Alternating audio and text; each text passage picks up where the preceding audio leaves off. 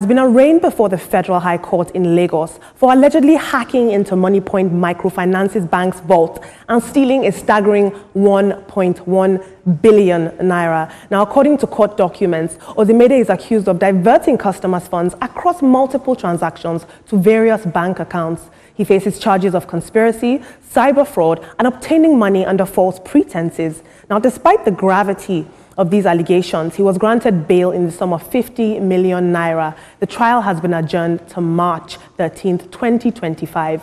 Meanwhile, Nigerians are questioning the lack of media coverage on the case, and many have expressed surprise that is not making major headlines, except here on TVC, of course, because we're constantly on the pulse. We are going to take some tweets now.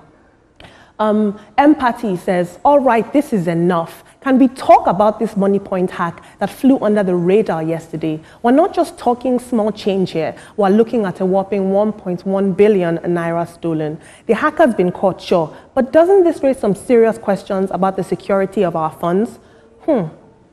Valid question, Empathy. We'll take another tweet, please.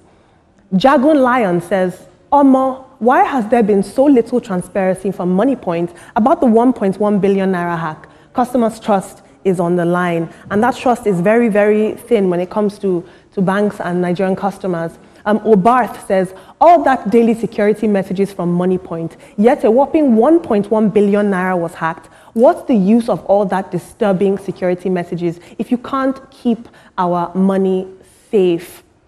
This is a very, very tricky one. And I think organizations like banks would really benefit from being transparent when things like this happen, when scandals like this happen, coming out to the public and talking to us and keeping us in the loop. Otherwise, it looks like they're not trying to be transparent. And the fickle trust that we already have for them now hangs in the balance and is tried. But I'm curious to hear what you guys think about this, Ibrahim and Veronica. 1.1 billion naira, that's a staggering sum.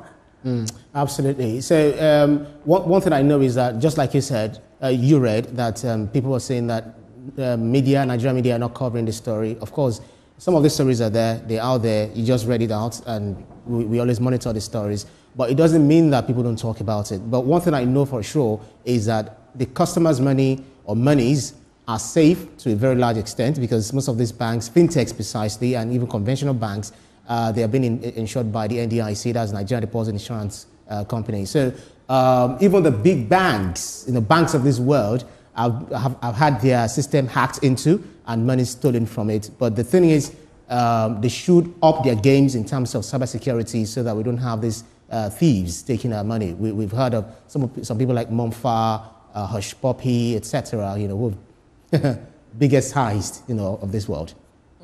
Interesting. But as much as they are insured by the NDIC, they need to invest in securing people's funds, because that's the essence why people kept their money with them in the first place. So if hackers are on the prowl, you should go a step further to ensure that monies are safe. But let's talk about Beatrice Ekekweremadu for a bit. She has returned. There are reports saying